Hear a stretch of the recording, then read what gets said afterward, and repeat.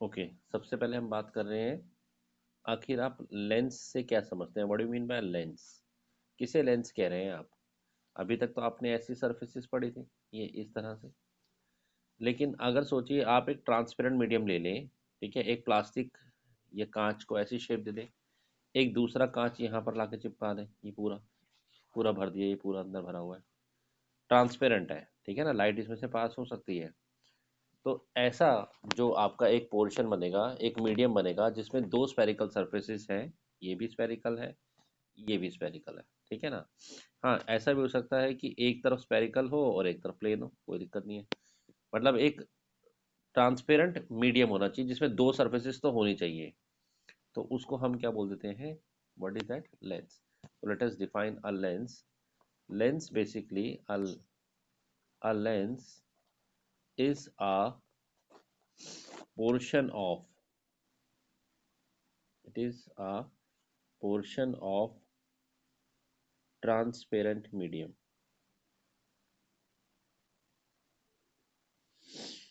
Lens is a portion of transparent medium bound by two spherical surfaces. Two spherical surfaces. क्या ज़रूरी है दोनों spherical हो? नहीं, ऐसा ज़रूरी नहीं है, एक प्लेन भी हो सकती है। टू स्फेरिकल सर्फेसिस और one spherical surface and other plane surface and other plane surface, ठीक है, इसको हम एक लेंस बोल सकते हैं। ओके, एक ट्रांसपेरेंट मीडियम होना चाहिए, दो स्फेरिकल सरफेस आपस में जोड़ देंगे, एक प्लेन भी चलेगी, चलेगा।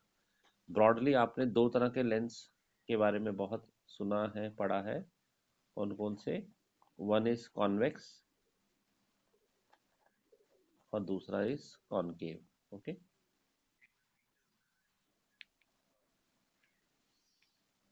फास्ट लिखो। Lens is a portion of transparent medium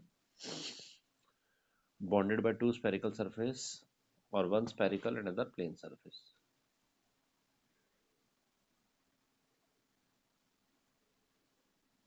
okay,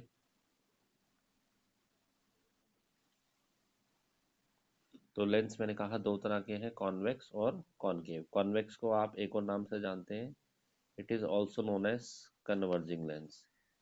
concave is known as diverging lens, है ना। ऐसा क्यों कह रहे हैं? बिकॉज ये कन्वर्ज करता है अपने ऊपर पड़ने लेंस और वो डाइवर्ज करता है। अब कॉन्वेक्स में भी अलग अलग तरह के कॉन्वेक्स लेंस हो सकते हैं। It can be double convex, दोनों तरफ से ऐसा convex. It can be plano convex,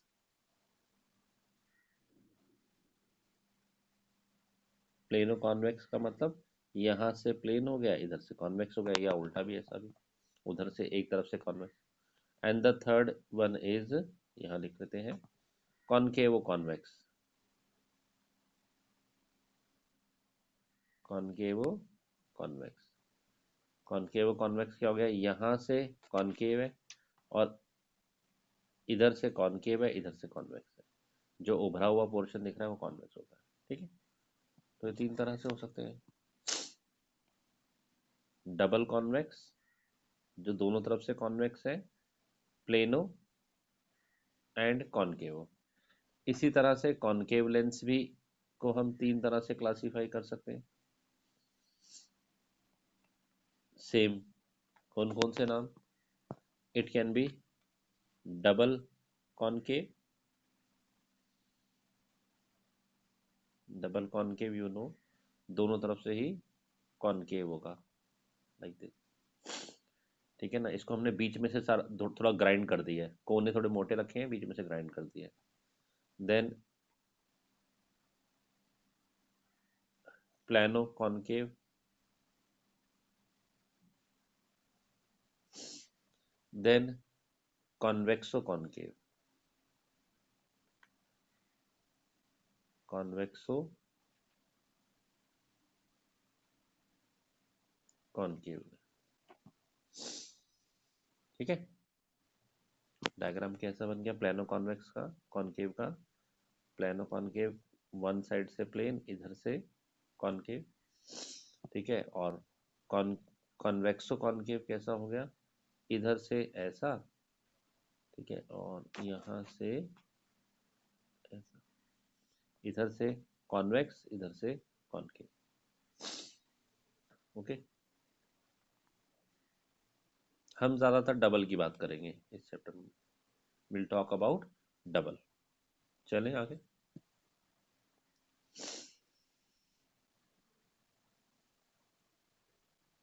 चलें, ठीक है। लेंस के बारे में कुछ इंपॉर्टेंट टर्म्स हैं, आप जानते हैं, मैं सिर्फ समझाऊंगा, लिखवा नहीं रहा हूँ। अगर हम एक डबल कॉन्वेक्स लेंस की बात करें, ठीक है ना, तो डबल कॉन्वेक्स लेंस में एक ऐसा पॉइंट होता है बिल्कुल उसके सेंटर में, जिसको हम बोलते हैं उसका ऑप्टिकल से होना है प्रिंसिपल एक्सिस, है ना। क्या बोलते हैं, it is a straight line passing through the centre of curvature of two surface of line. Centre of curvature कहाँ है, वो तभी हम पीछे सीख ही रहे थे। अगर हम इस सरफेस का पूरा एक सर्कल कंप्लीट करें यहाँ पर कहीं पर, तो यहाँ पर एक सेंटर ऑफ कर्वेचर बनेगा, ठीक है ना, पहली सरफेस का, लेट बी C1। इसी तरह से अगर हम दूसरी सरफेस का भी एक, भाई है तो दो सरफेस ना जोड़ के बनाया है, कंप्लीट करें सर्कल, तो उसका भी एक सेंटर बनेगा, let that B C2, C2 and C1।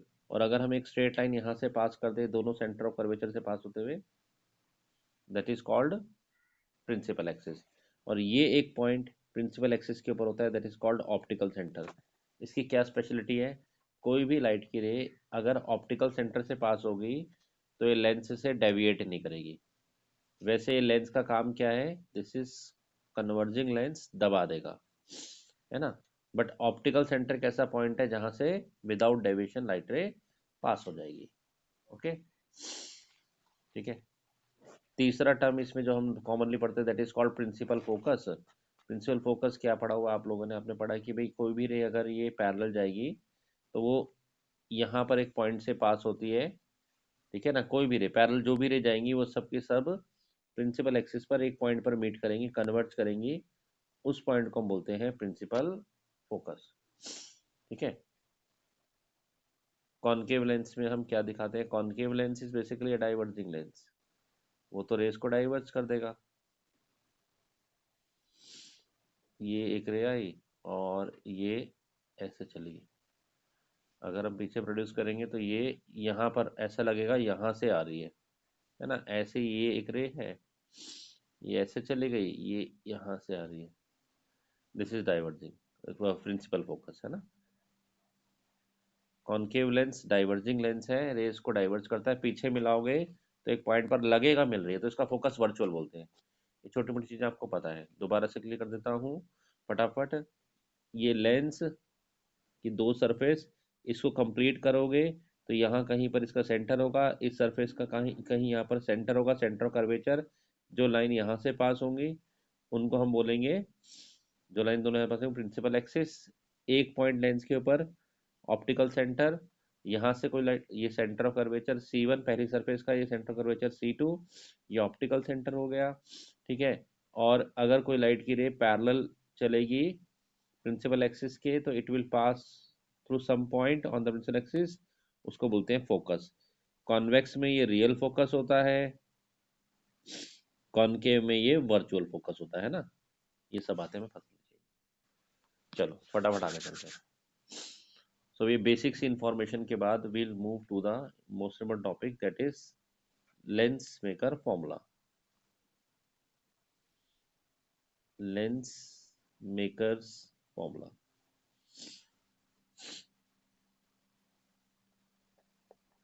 ये वो टॉपिक है जो हमें क्लियर करके जाना है ना। आज हम इसके लिए डेरिवेशन के लिए समझ रहे हैं। What is lens maker formula.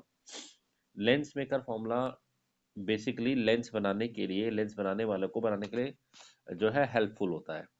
और बेसिकली ये लेंस की जो जो इम्पोर्टेंट चीज़ें हैं, लेंस के लिए इम्पोर्टेंट क्या चीज़ें हैं, लेंस के लिए लेंस किस मटेरियल का है, यानी कि उसका न्यू रिफ्रैक्टिव इंडेक्स, लेंस के कर्वेचर्स, ठीक है, उसकी जो दो सरफेस से मिलके बना हुआ है तो उनके कर्वेचर्स R1 R2, और उसकी फोकल लेंथ के बीच में एक रिलेशन है। आपने लेंस कौन सा मटेरियल यूज करना है आपको उसका न्यू पता है, ठीक है। आपको उस पर्सन को जिसको चश्मा लगना है उसकी पावर पता है, मतलब उसके लिए फोकल लेंथ पता है। अब आपको बस R1 और R2 की शेप देनी है। लेंस बनाने वाले आदमी को पता है कि मैं क्या लेंस का मटेरियल यूज कर रहा हूँ, ठीक है। मेरे पास प्लास्टिक के लेंस है या ग्लास के लेंस है, उसका न्यू पता है। जो बंदा चश्मा बनवाने आया उसने उसकी पावर निकाल ली इंस्ट्रूमेंट से, डिवाइस से, मैनुअल तरीके से, और उससे उसकी फोकल लेंथ पता लगी कि इसको किस फोकल लेंथ का चश्मा लगेगा। बस अब उसको क्या करना है, अपने लेंस को घिसना है, उसको कॉन्वेक्स या कॉनकेव बनाना है, और उसकी R1 और R2 सेट करने हैं ताकि उसके लिए वो काम फ्लो है। तो ये लेंस मेकर फॉर्मूला चीज होती है। तो basically what is the lens maker formula? It is the relationship between this formula, it is, हाँ जी हाँ जी, it is a relationship between दो, सर दो हो गए ना radius of curvature, between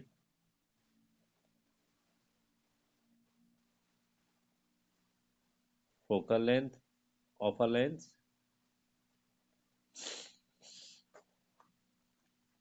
its radii of curvatures,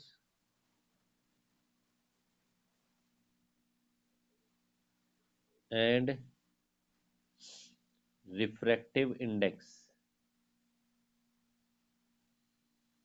refractive index of the material of the medium. Okay, it is basically a relationship between the focal length of a lens, radius of curvature, radii of curvature, because दो होते हैं, refractive index of material of the medium, इनके बीच में एक relationship है। Okay, formula मैं लिखवा देता हूँ, अभी हम इसको प्रूव करेंगे। The formula is 1/f is equal to mu minus 1/R1 minus 1/R2।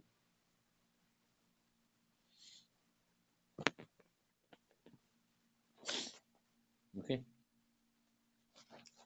This is the lens maker formula. किस लेंस के लिए सर? कॉन्वेक्स पे भी चलेगा, कॉनकेव पे भी चलेगा, सेम है। ओके, चलिए, लेंस मेकर फॉर्मूला के लिए, इसको प्रूव करने के लिए कुछ अजम्पशंस मानी गई हैं, वो अजम्पशंस भी हम लिख लेते हैं। अजम्पशंस फॉर डेरिवेशन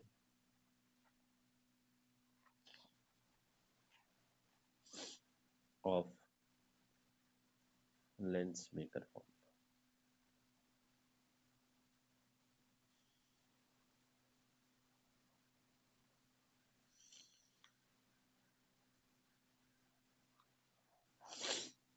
ठीक है, क्या अजम्पशन है? पहला पहला हमने ये जो लेंस जो भी लेंगे, चाहे वो कॉन्वेक्स हो चाहे कॉनकेव हो, हम इस लेंस को इतना थिन मान के चलते हैं, बहुत ज़्यादा थिक नहीं मानते, थिन मानते हैं, कि आप कोई भी डिस्टेंस चाहे यहाँ से मेजर करो चाहे सेंटर से मेजर करो, मेजर तो वैसे प्रैक्टिकली तो कोने से होगा, है ना, जहाँ पर ये वाला दिखाया मैंने, सेंटर से नहीं होगा, लेकिन उस डिस्टेंस को पी, पोल, सॉरी ऑप्टिकल सेंटर को, और इस पॉइंट को पी को हम क्लोजर मानेंगे। ओके, समझ रहे हैं? अगर प्रैक्टिकली हम देखेंगे तो हम तो डिस्टेंस लेंस के अंदर थोड़ी घुस जाएंगे, हम तो इस कोने तक मेजर करेंगे। तो पहली एजम्पशन हम तो डेरिवेशन में भी हमने पीछे भी की थी, कि जो भी डिस्टेंस है वो पोल से जो मेजर किए जा रहे हैं वो ऑप्टिकल सेंटर के बराबर माने माने जाएंगे, ठीक है।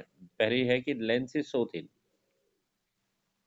लेंस इज सो थिन, इतना पतला है, ठीक है, कि that distance measured from poles equal to distance measured from optical center.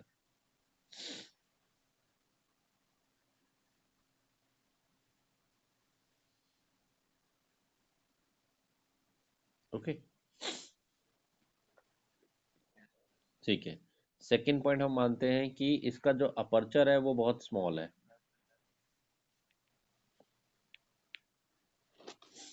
The lens is so thin that the distance measured from the pole is equal to distance measured from the optical center. ये पीछे वाली भी derivation जो हमने की थी उससे same तरह के assumptions है। सेकंड, जो भी हम ऑब्जेक्ट कंसीडर करेंगे वो पॉइंट होगा। The object consist of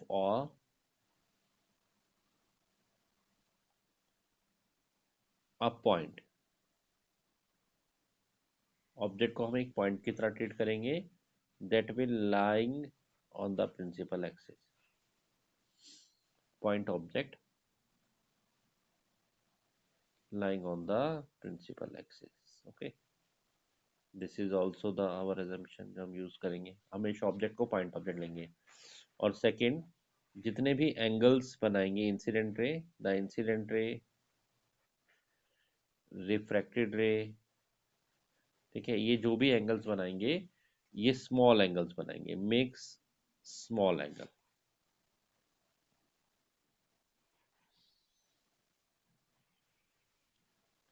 with principal axis. Okay, ताकि हमें जहां भी साइन थीटा को थीटा से या टेन थीटा से रिप्लेस करना हो तो वी कैन रिप्लेस। ठीक है, ये छोटी छोटी एजम्पशन होने जाती है। एक ये भी लिख सकते हैं, अपर्चर जो है लेंस का बहुत स्मॉल है, ये भी हम एजम्पशन मान के चलते हैं। The aperture is very small.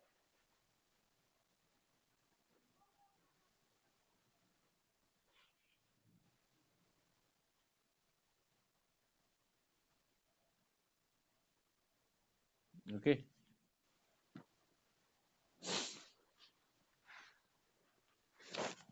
Clear.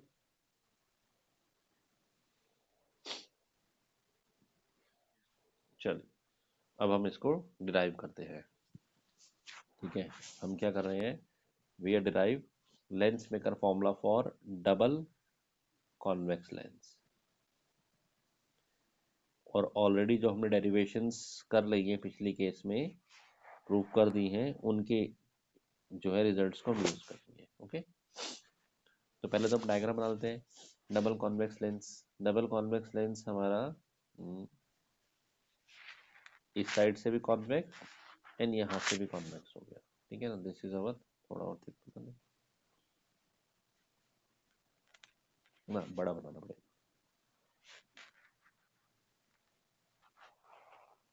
ठीक है, this is our double convex lens. एक लाइट के लिए हम ये प्रिंसिपल एक्सिस बिल्कुल इसके सेंटर से पास हो रहा है। This point is called optical centre, this is called optical centre. ये हमारी फर्स्ट सरफेस हो गई। ठीक है, ये हो गया ए, ये वाला पॉइंट हम नाम देते हैं P1, this point is B। यहाँ पर A, P2 और B। ठीक है, अगर हम फर्स्ट सरफेस का सर्कल ये कंप्लीट करें यहाँ पर, ठीक है ना, वही फर्स्ट सरफेस को हम देखें तो इमेजिनरी एक सर्कल कंप्लीट हो जाएगा ऐसा समवेयर हेयर। तो फर्स्ट सरफेस का, अभी फर्स्ट पे फोकस करो, इसका कहीं पर यहाँ पर एक सेंटर होगा, let it be called C1। Why C1, क्योंकि ये फर्स्ट सरफेस का सेंटर ऑफ कर्वेचर है। ठीक है, C1। इसी तरह से अगर हम सेकंड सरफेस का सर्कल, एक इमेजिनरी सर्कल नहीं बोलते, स्फीयर बोलना चाहिए, कंप्लीट करें तो दिस इज C2, C2। ठीक है, C2। ओके,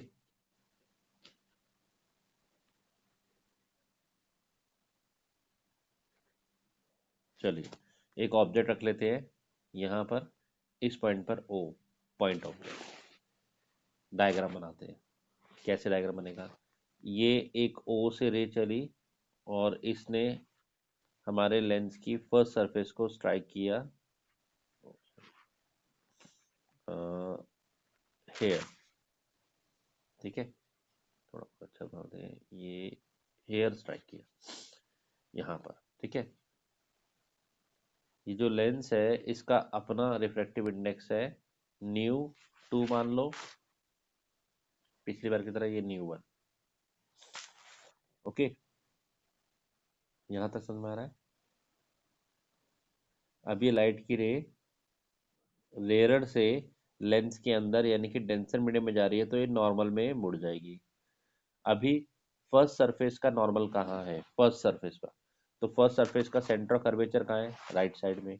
तो वहां से एक लाइन ज्वाइन करते हैं, नॉर्मल बनाते हैं। ठीक है जी, चलिए एक लाइन ज्वाइन करते हैं, ये सेंटर ऑफ कर्वेचर और इसके बीच में ये रही लाइन, ये नॉर्मल है। हाँ बिल्कुल है सर। तो लाइट के लिए कहाँ जाएगी सर? ये नॉर्मल की तरफ जाएगी क्योंकि रेयर से डेंसर में जा रही है। अगर ये लेंस नहीं होता लाइट ऐसे ही जाती, बट अब ये क्या करेगी, टुवर्ड्स थोड़ा सा नॉर्मल तरफ मुड़ जाएगी। चलो इसको मोड़ देते हैं। ठीक है, नॉर्मल की तरफ थोड़ा सा मोड़ देते हैं, ये हटा देते हैं, पहले मोड़ देते हैं। It will bend towards the normal और ये इस पॉइंट से मुड़कर यहाँ आ गई। अब मैं ये हटा देता हूँ। देखो यहाँ तक क्लियर?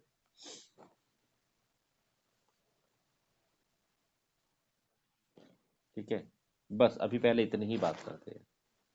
अभी जितने भी आपने केसेस करे हैं, इस सिचुएशन को पहले इसको एनालिसिस करते हैं। इस सिचुएशन को देखना है। ठीक है, 2 मिनट के डायग्राम के लिए मैं ये सरफेस भी हटा रहा हूँ, ये सरफेस, और ये आपको दिखाने के लिए, ये समझाने के लिए दिखा रहा हूँ कि यहाँ ये पूरा आगे तक एक ही सरफेस है।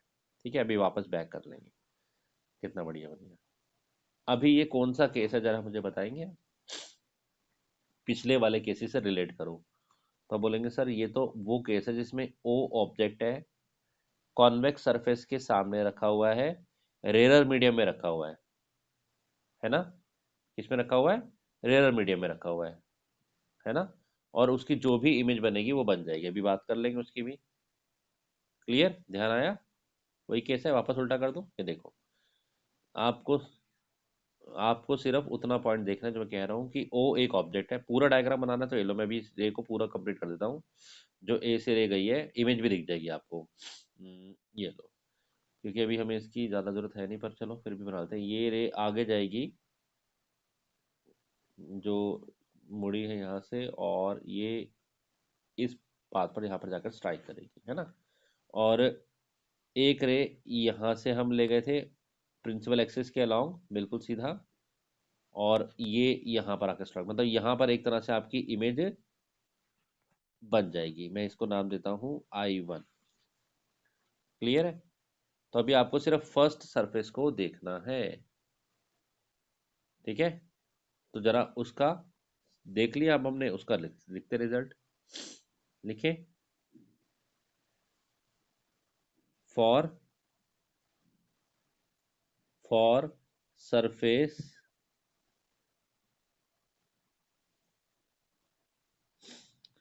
For surface A P1B। हाँ जी, ऑडियो आ रहा है? फर्स्ट सरफेस को देख रहे हैं और उसकी डिटेलिंग कर रहे हैं। ओके, क्या देख रहे हैं फर्स्ट सरफेस को? लिखो, फर्स्ट सरफेस A P1B। मेरे पास तो स्पेस कम है। A P1B में O is the object in front of convex spherical surface. O is the object in front of convex spherical surface in the rarer medium। हम इस case को पुराने case से relate कर रहे हैं। वो यहाँ पर कैसे समझा रहे हैं कि सी, वहां पर भी यही था, ओ एक ऑब्जेक्ट है, कॉन्वेक्स स्फेरिकल सरफेस के सामने है, रेयर मीडियम में बना रखा हुआ है और उसकी एक इमेज बन रही है। ठीक है ना, जैसा कि हमें डायग्राम में दिख रहा है। ओके, तो ऐसे केस का क्या रिजल्ट आता था, याद कीजिए। तो उसका रिजल्ट था mu two by v minus mu one by u is equal to mu two minus mu one upon में आर। यही रिजल्ट था हमारा। Mu two by v minus mu one by u is equal to mu two minus mu one by r. बोलो, ये result था। ठीक है, ये रिजल्ट हमने लिख लिया क्योंकि ये तो वही केस बन गया एग्जैक्टली exactly। अब इसको यहाँ सेट करना है, उसको सेट करते हैं अभी, तो चिंता मत करो। Mu two by v minus mu one by u is equal to mu two minus mu one by R. आराम से देखना, इस डायग्राम में v इमेज का डिस्टेंस इस डायग्राम में कहाँ से कहाँ तक है, तो चाहे P2 से I1 तक मेजर करो, चाहे O से I1 तक, एक ही बात है, one of the same thing.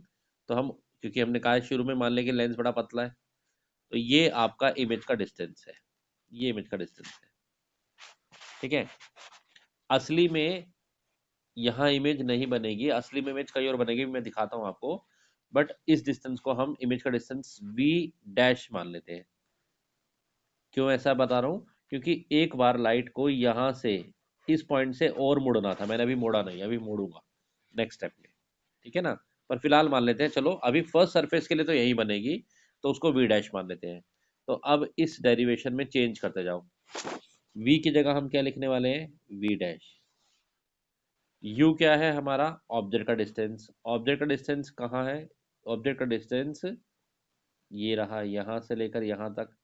इसको हम u से ही रिप्रेजेंट कर रहे हैं, तो कोई इशू नहीं, u रहने दो। Mu two minus mu one upon are.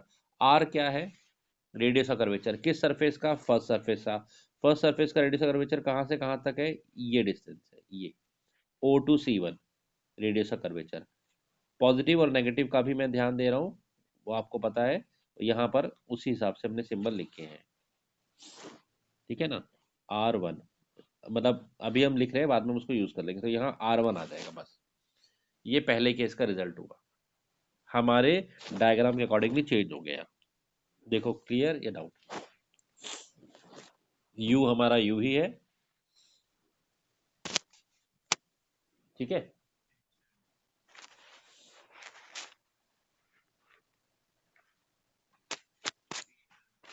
ठीक है, चलो। अब एक्चुअली में क्या हो रहा है उसकी बात करते हैं, ये फर्स्ट सरफेस की बात होगी। एक्चुअली में लाइट की रे जब ओ से चली, ए पे स्ट्राइक किया और एम पर पहुंची, इस पॉइंट पर एम पर, तो असली में रेज हमने दिखा दिया, पर असली में एक सेकंड सरफेस भी थी। तो लाइट की रेज इस सेकंड सरफेस पे यानी कि एम पॉइंट पे टकराई, और अब वहां पर फिर दोबारा से मीडियम चेंज हुआ, इस पॉइंट से मीडियम दोबारा से चेंज होगा एम पॉइंट से। लाइट की रे अगर अंदर अंदर देखो ए एम को, तो वो डेंसर से रेयर की तरफ जा रही है, तो वो अवे फ्रॉम द नॉर्मल मुड़ेगी। अब मैं आपको दिखाने के लिए, डायग्राम को क्लियर करने के लिए बाकी चीजें फालतू के हटा देता हूँ। ठीक है, ये भी हटा देता हूँ। अब हम फोकस कर रहे हैं सेकंड सरफेस पर। ठीक है, सेकंड सरफेस पे अपना फोकस रखो। ओ सॉरी, ये सेकंड सरफेस है, इसका ये सेंटर ऑफ कर्वेचर है। अब सेकंड सरफेस के लिए पहले लाइट को देखने कहाँ जाएगी, तो पहले एक नॉर्मल ड्रॉ करते हैं।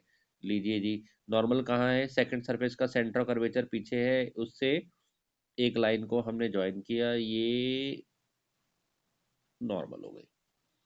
ठीक है, थोड़ा और अच्छा बना लेते हैं, ऊपर चले गई, ये दिस इज द नॉर्मल। ठीक है, चलिए,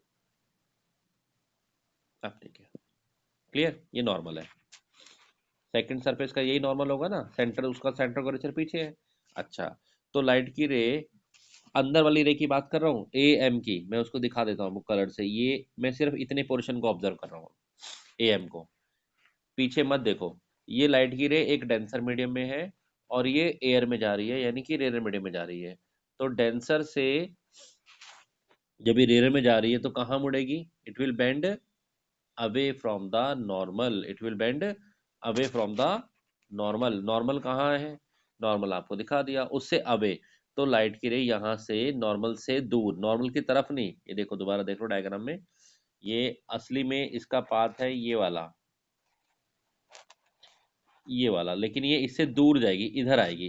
तो थोड़ा सा जब ये इधर लाएंगे, तो लाइट का ओरिजिनल पाथ ये ये बन गया। तो एक्चुअली में असली में इमेज यहाँ बनेगी, लेकिन हमने इसको दो पार्ट में दिखाया था, समझ रहे हैं? असली में रे चली ओ से, ए पे स्ट्राइक किया, एम से स्ट्राइक किया और मुड़ गई और आई पर मिली। लेकिन जब हम सिर्फ फर्स्ट सरफेस को स्टडी कर रहे थे तो हमने उस केस के लिए आई वन पे मान लिया था कि हम सिर्फ एक सरफेस देख रहे हैं, लेकिन एक्चुअली में यहाँ इमेज बनेगी आई पॉइंट पर। बोलिए क्लियर? क्लियर? ठीक है। अब जरा आपका फोकस केस टू के लिए सेकंड सरफेस पे रहना चाहिए, यानी कि A P2B पर, A P2B पर। ठीक है, A P2B में ऑब्जेक्ट कहाँ है? तो हम जो है ए एम लाइट की रे को, जो ए एम लाइट की रे, अगर आप ध्यान से देखें तो ये ए एम आगे जाकर आई वन में मिल रही है, यानी कि ये ए एम, ये आई वन ए एम के लिए एक वर्चुअल ऑब्जेक्ट है। मतलब असली में ऑब्जेक्ट नहीं है, पर ये एक वर्चुअल ऑब्जेक्ट की तरह ट्रीट करेगा। ये यूं समझो, ये जो अंदर वाली रे मैं आपको बता रहा हूँ, ये वाली रे ए एम, ये एक ऑब्जेक्ट की तरह, इसका ऑब्जेक्ट वो रहा I one, but denser medium में है। Object in the denser medium, फिर से ध्यान रखो, ए एम लाइट रे की मैं बात कर रहा हूँ, उसका ऑब्जेक्ट का है वर्चुअल, और उसकी एक इमेज बन रही है आई वन, ये बाहर। ऑब्जेक्ट डेंसर मीडियम में है, तो आपका केस याद करो क्या था? आपके न्यू वन और न्यू टू चेंज हो गए थे, इंटरचेंज हो गए थे, तो आपका क्या रिजल्ट बना था? केस टू की मैं बात कर रहा हूं, दोबारा से समझ लो आराम से। Case two, for case two या फॉर सरफेस A P2B की अगर हम बात करें, A2B, O एक ऑब्जेक्ट है, O is an object in in denser medium. Sir कहाँ है ऑब्जेक्ट? तो सुनो, A M light ray object है, लाइट रे ए एम है, उसका ऑब्जेक्ट आई डैश है, वर्चुअल ऑब्जेक्ट पीछे है ना। तो ए एम को ही हम एक ऑब्जेक्ट तरह मान रहे हैं in denser medium, and I it's, I जहाँ जो पॉइंट है वहां पर इसकी इमेज बन रही है, इज इट्स रियल इमेज, एक वर्चुअल ऑब्जेक्ट की रियल इमेज। ओवरऑल मैं आपसे ये समझाना चाह रहा हूँ कि डेंसर मीडियम में ऑब्जेक्ट है, जब डेंसर में ऑब्जेक्ट है तो क्या साइन में चेंज थे? न्यू टू और न्यू वन चेंज हो गए थे, तो क्या बना रिजल्ट? कहाँ लिखे? यहाँ लिख लेते हैं स्पेस लेकर। तो वहां था न्यू टू बाई वी, अब हो जाएगा न्यू वन बाय वी, याद है? माइनस, बोलो बोलो, यहाँ पर न्यू वन और न्यू टू चेंज हो जाते हैं, तो न्यू टू बाई यू, फिर उसके बाद था mu two minus mu one, तो बन जाएगा mu one upon R, upon में आर। ये वो सिचुएशन है जो पुराने केस से हमने रिलेट किया बस। पहला केस क्या था? ऑब्जेक्ट रेयर मीडियम में था, ठीक है, कॉन्वेक्स सरफेस के सामने था, उसके भले ही कितने केस हो, जब रेयर मीडियम में था रिजल्ट यही था। फिर दूसरे केस में हम ऑब्जेक्ट को जब अंदर ले जाते हैं तो रिजल्ट ये वाला आ जाता है। अब इसको इस सिचुएशन के हिसाब से सेट करना शुरू करो। v क्या है? इमेज का डिस्टेंस। यहाँ पर इमेज का डिस्टेंस क्या है? इमेज का डिस्टेंस इस केस में मैंने क्या बोला? मैंने बोला कि ये वर्चुअल ऑब्जेक्ट है, और वर्चुअल ऑब्जेक्ट की ये आई पॉइंट पर रियल इमेज बनी है, यानी कि डिस्टेंस इमेज का o से लेकर i तक होगा, ठीक है। इस डिस्टेंस को हम v से रिप्रेजेंट करेंगे, तो वो तो ठीक है, ऑलरेडी लिखा हुआ है। New two by you, object कहाँ पर आपकी बार? आपकी बार ऑब्जेक्ट मैंने क्या बोला? ऑब्जेक्ट हमारे लिए ये एक वर्चुअल ऑब्जेक्ट की तरह काम कर रहा है, this is the virtual object. और इसका डिस्टेंस कितना है? इसका डिस्टेंस यहाँ से, इस पॉइंट से ये रहा, इसको ऑलरेडी हमने v डैश लिया था। क्या लिया था? v dash. तो u2 की जगह पर हम एक चेंज कर रहे हैं, and we are writing v dash. बाकी mu one minus mu two ठीक है। आर क्या है? आर यहाँ पर दूसरी सरफेस का रेडियस कर्वेचर है, जिसको हमने आर टू से रिप्रेजेंट किया था, तो दैट इज आर टू। तो यहाँ पर इसको आर टू, ये देखो ये चीज समझ में आ गई। बेसिक फॉर्मूला लिखा और इसको सिचुएशन के हिसाब से एडजस्ट कर दिया। बोलो क्लियर? अब आपने दोनों लिखे हुए हैं, दोनों लिख लिए, ये भी और पिछला वाला भी। इक्वेशन नंबर टू पुरानी लिखी है, लिखी हुई है, ठीक है, बताइए फर्स्ट इक्वेशन क्या लिखी थी आपने? हाँ, mu two upon v, v नहीं था, वी डैश था। न्यू वन अपॉन यू,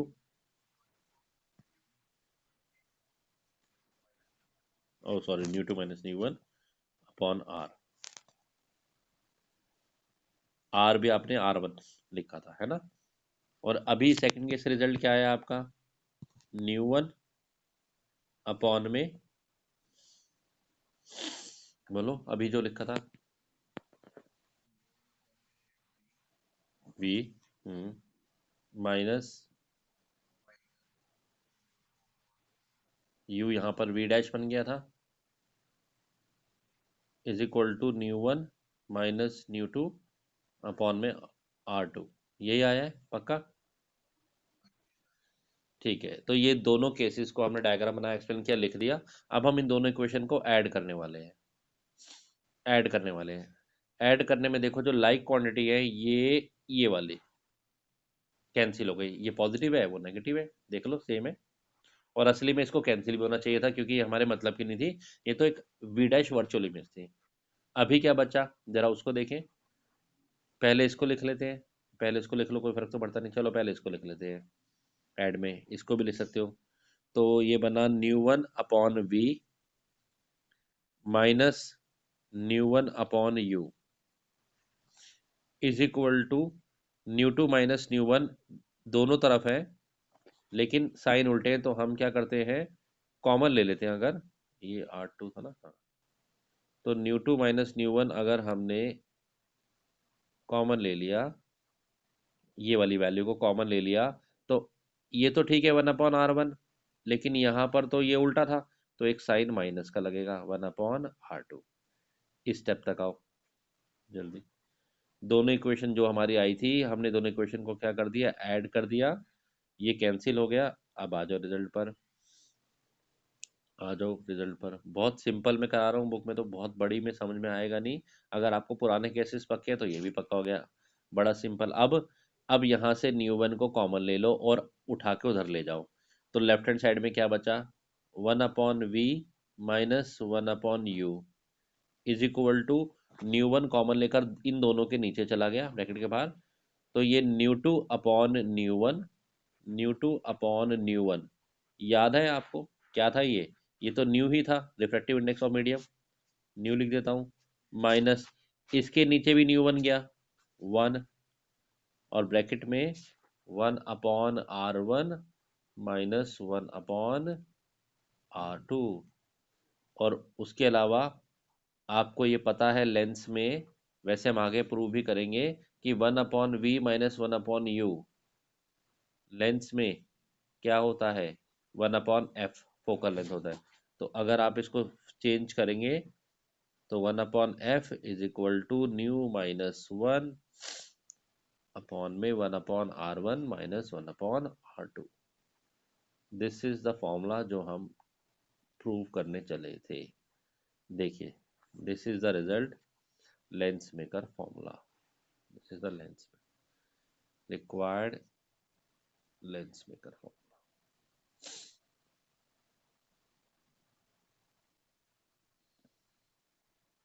देख लो, आराम से समझ लो, क्लियर हुआ या नहीं हुआ, डाउट तो नहीं है।